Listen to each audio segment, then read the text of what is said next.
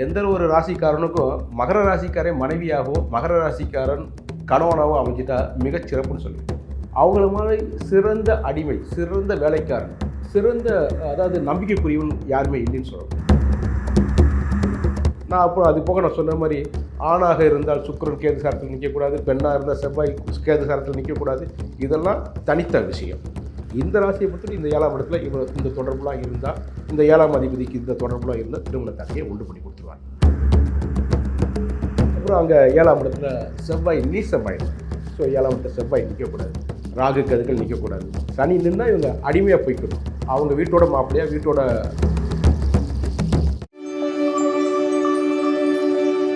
மகர ராசி என்பவர்கள் sir. So இந்த மகர ராசி என்பவர்களுக்கு திருமணத்தில் தடை ஏற்படுத்த, திருமணம் கைகூடலை அப்படின்னா அதுக்கு முக்கியமான காரணம் என்ன சார்? மகர ராசியை பொறுத்தபடி இது சனியோட வீடு.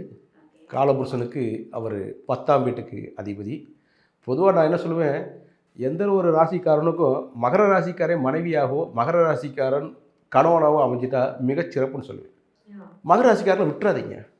அவங்கள மாதிரி சிறந்த அடிமை, சிறந்த வேலைக்காரன், சிறந்த அதாவது நம்பிக்கைக்குரியவன் யாருமே இல்லைன்னு சொல்லலாம். ஏன்னா அவங்க சொன்னதெல்லாம் கேட்பாங்க. ரொம்ப பெருசாக அவங்கள்ட்ட எதிர்பார்ப்பு இருக்காது. விட்டு கொடுத்து போவாங்க. சரிங்க, உங்களுக்கு தானே, நான் யாருக்கு செய்ய போகிறேன், அதாவது இது படுத்துப்பேன். இந்த ஹெசிடேஷன் இருக்காது அவங்கள்ட்ட. இந்த ஒரு இதை கூட்டி விடு, அதை பெருக்கி விடு, உடனே செஞ்சுருவாங்க. இந்த மற்ற ராசிகள்லாம் போட்டால் என்னையவா கூட்ட சொன்னேன்ட்டு வருவான். யாரை பார்த்து என்ன கேட்டோம்மா, இறங்கி செய்வான். பெரிய ஆஃபீஸராக இருப்பார், அவரோட இறங்கி வேலை செய்வார். அதெல்லாம் அந்த மகர ராசிக்காரர். அப்போ மகர ராசிகளை விட்டுறாதீங்கன்னு நான் சொல்லுவேன். அவ்வளோ நல்லவங்க. அவங்க எளிமையாக இருக்குவாங்க, பொதுவாக எளிமையாகவும் இருப்பாங்க.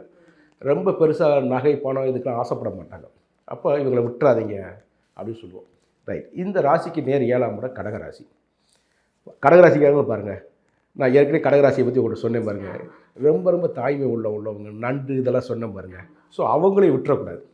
அப்போ கடகராசிக்காரங்க இவங்களுக்கு நேர் 7ஆம் இடமாக இருந்து கணவன் மனைவியாக வரும்போது இவங்க 2 பேரும் நல்லா இருப்பாங்க. ஆனால் இயற்கையாக 2 பேர் பகை இருந்தாலும் அடுத்த நிமிஷம் சண்டை போட்டு அடுத்த நிமிஷம் சேர்ந்துக்குவாங்க. கண்ணீர் விட்டு சண்டை போடுவான், அடுத்த நிமிஷம் கண்ணீர் விட்டு சேர்ந்துக்குவான். இவங்க 2 பேருக்கு அப்படி ஒரு நிலைமை. ரைட். இந்த வீட்டுக்கு அதிபதி சந்திரன் இருக்கார் பார்த்தியா கடகராசிக்கு, அவர் நீசமாகக்கூடாது. விருச்சிகத்தில் போய் நீசமாகக்கூடாது 1. அவர் போய் 6, 8, 12 மறையக்கூடாது 2. அவர் போய் கேதுவோட சாரத்தில் உட்காரக்கூடாது. அதான் அஸ்வினி மகம் மூல நட்சத்திரத்தில் போய் உட்காரக்கூடாது. உட்காரமெல்லாம் இருந்துட்டான்னா இவருக்கு திருமணம் நல்லா ஈஸியாக முடியும். இல்லாட்டி திருமண தடயத்தை உண்டு பண்ணும். அந்த இதே நேர் 7ஆம் இடத்துல சூரியன் போய் உட்காரக்கூடாது. அவர் 8ஆம் இடத்து அதிபதியாக இருந்து தன் பாவத்தில் 7 12 மறைஞ்சி 7 உட்காராரு. அப்போ ஆடி மாதம், அப்போ மகர ராசிக்காரங்களுக்கு ஆடி மாதம் பிறந்தவரை கட்டி வைக்கக்கூடாது. இதை மனசில் வச்சுக்கோங்க. மகர ராசிக்காரனுக்கு ஆடி மாதம் பிறந்தவரை கட்டக்கூடாது. ஏன்னா சூரியன் அங்கே 7 நிற்பார். அதை மனசில் வச்சுக்கிட்டா ரைட்டு. அதுக்கப்புறம் அங்கே 7ஆம் இடத்துல செவ்வாய் நீசமாயிடுவார். ஸோ 7ஆம் இடத்துல செவ்வாய் நிற்கக்கூடாது, ராகு கதுக்கள் நிற்கக்கூடாது, சனி நிற்கவே கூடாது. சனி நின்னா இவங்க அடிமையாக போய்க்கணும். அவங்க வீட்டோட மாப்பிள்ளையாக வீட்டோட பொண்ணாக போய்க்கிற மாதிரி இருந்துச்சுன்னா இவங்க அங்கே போகலாம். இல்லாத பட்சம் அங்கே நின்றுச்சுன்னா சனி நின்று நான் தனியாக கொடுத்துன போகிறேன்னு சொன்னால் அது ஆகாது. ஸோ இதெல்லாம் திருமண தடைக்கு முக்கிய காரணம். நான் அப்புறம் அது போக நான் சொன்ன மாதிரி ஆணாக இருந்தால் சுக்கிரன் கேது சாரத்தில் நிற்கக்கூடாது, பெண்ணாக இருந்தால் செவ்வாய் கேது சாரத்தில் நிற்கக்கூடாது. இதெல்லாம் தனித்த விஷயம். இந்த ராசியை பொறுத்து இந்த 7ஆம் இடத்துல இந்த தொடர்புலாம் இருந்தால், இந்த 7ஆம் அதிபதிக்கு இந்த தொடர்புலாம் இருந்தால் திருமண தடையை உண்டு பண்ணி கொடுத்துருவாங்க. ஸோ இதுதான் திருமண தடைக்குரிய முக்கிய காரணமாக இருக்குது. இது மகர ராசிக்கு. ஸோ இப்போ மகர ராசிக்கு திருமணத்தில் தடை இருக்குது அப்படின்னா அந்த தடை நிவர்த்தியாகி திருமணம் கைகூடணும்னா என்ன சார் பண்ணலாம்? இவங்களுக்கு சனிக்கிழமை தோறும் சிவபெருமானுக்கு, அப்படி இல்லாட்டி சனீஸ்வர பகவானுக்கு, ரைட்டுங்களா, நல்லெண்ணெய் தீபம் ஏற்றி வழிபாடு செய்யணும். சிவனுக்கும் போய் நல்லெண்ணெய் தீபம் ஏற்றி வழிபாடு செய்யணும், சனீஸ்வர பகவானுக்கும் நல்லெண்ணெய் தீபம் ஏற்றி வழிபாடு செய்யணும். அப்படி வழிபாடு செய்வதன் மூலமாக இவங்களுக்கு திருமண தடை நீங்கும். இது 1. அப்புறம் பார்த்திங்கன்னா திங்கக்கிழமை அன்னைக்கு ஏதாவது கோயிலில் போய் அம்பாளுக்கு, அந்த இருக்கக்கூடிய அம்பாள் அவங்களுக்கு முல்லை மலர் சாட்சி, முல்லை மலர் சாத்தணும். அப்புறம் லலிதா சகஸ்ரநாமம் படிக்கணும். அப்போ ஒருவேளை அந்த திதி நித்யா தேவிகள் இருந்தாங்கன்னா அவங்கள வழிபாடு செய்வதன் மூலமாக இவங்க அதில் இந்த திருமண தடையிலேருந்து நீக்கி வெளியே வரலாம். ரொம்ப ஈஸியாக லலிதா அம்பாயை பிடிச்சாலே போதும். ஏன்னா அவங்க தான் நடுவில் இருக்க அஷ்டமி, நடுவில் இருக்காங்க. இங்கிட்டும் இல்லை அங்கிட்டும் இல்லை, சென்டரில் இருக்காங்க. இந்த சென்டரை பிடிச்சிங்கன்னா எல்லாத்தையும் சேர்ந்து வந்துடுவாங்க, கூடவே கூட்டு வந்துடுவாங்க. அதனால நீங்கள் லலிதா சகஸ்ரநாமம் படிக்கும் போது லலிதாம்பிகை வழிபாடே நீங்கள் பண்ணிட்டு வந்தீங்கன்னா தசமுகாப்தியாக அது பெரிய வித்தியை. அதை செஞ்சுட்டு வருவதன் மூலமாக நீங்கள் இந்த திருமண தடையிலேருந்து வெளியே வந்துடலாம். இது ஒன்று. அது போக ஊனமுற்றவர்கள், ஏன்னா இது சனியோட வீடாக இருக்கிறதுனால அதை நம்ம ஊனமுற்றவர்கள் சொல்லக்கூடாது, ஃபிசிக்கல்லி சேலஞ்சு, ரைட்டுங்களா? அவங்களுக்கு நம்ம இல்லாட்டி ஏழைகளுக்கு அன்னதானம் வழங்கலாம், வஸ்திர தானம் வழங்கலாம்.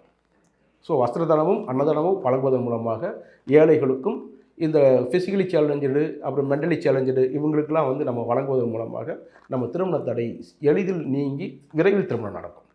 இதெல்லாம் இந்த மகர ராசிக்குரிய பரிகாரம். Super sir. ஸோ மகர ராசி என்பவர்களுக்கு அந்த திருமணத்தில் இருக்கக்கூடிய தடை நீங்கி திருமணம் விரைவில் கைகூறதுக்கு என்ன மாதிரியான வழி இருக்குன்னு ரொம்ப அழகாக சொல்லிட்டீங்க. சூப்பர். மகிழ்ச்சி மேடம். திருமணம் ஆகலை அப்படின்றது ஒரு பிரச்சனை ஏன் வருது, முதல்ல ஏன் இந்த திருமண தடைகள்லாம் ஏற்படுது அதிகமாக? இது ஒன்று கிரக ரீதியாக சொல்லலாம், ஜாதகத்தில் கிரக ரீதியாக சொல்லலாம். இன்றைக்கி சிலரோட கண்டிஷன், ஓகே, அதாவது அவங்க அம்மா அப்பா போடுற கண்டிஷன், எனக்கு மாப்பிள்ளைன்னா சொந்த வீடு இருக்கணும், கார் இருக்கணும், இதெல்லாம் இருக்கணும் அப்படின்னு சொல்லி ஒரு கண்டிஷன்ஸ் இருக்குது. அதே மாதிரி பொண்ணு சைட்லேயும் அவங்க சில சமயம் டிமாண்ட் இருக்கு.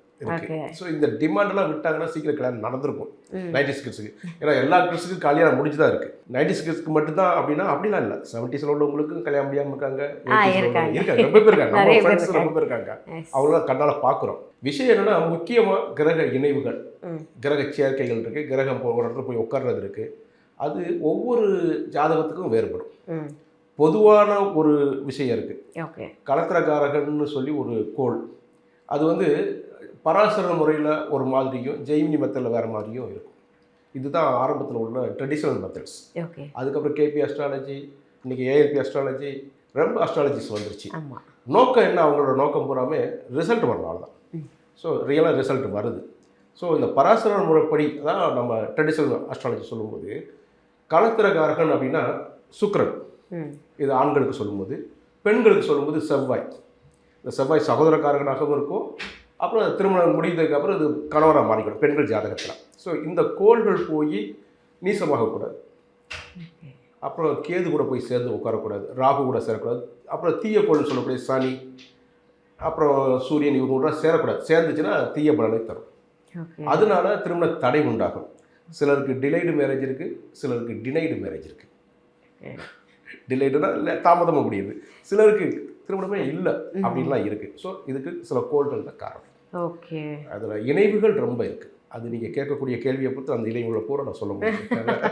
ஓகே சார், அந்த மாதிரி கண்டிப்பாக. ஏன்னா இப்போ ஒரு திருமணம் பண்ணுறோம் அப்படின்னா நிறைய பேருக்கு திருமணம் ஆனதுக்கப்புறமா விவாகரத்துகள் நடக்கிறதா இருக்கட்டும், இல்லைன்னா அந்த குடும்ப வாழ்க்கை வந்து நிம்மதி இல்லாமல் இருக்கு இல்லையா?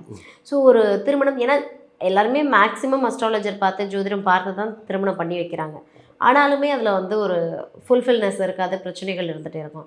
அப்போ திருமணத்துக்கு மஸ்ட்டாக இந்த பொருத்தம் கண்டிப்பாக இருந்தே ஆகணும், அது இல்லைனாலே பிரச்சனை தானா? என்ன பொருத்தம் இருக்கணும்? இப்போ தசவித பொருத்தம்னு சொல்லி ஒரு விஷயம் இருக்குது, 10 பொருத்தம்னு சொல்லி பார்க்குறாங்க. ஆமாம். இப்போ இன்றைக்கி எல்லா சடமும் பார்க்குற அளவுக்கு புத்தகம் வந்துச்சு. எங்கள் சிவகாசியில் தான் அச்சடிக்கிறாங்க. 3 ரூபா தான் அந்த புத்தகத்தோட விலை.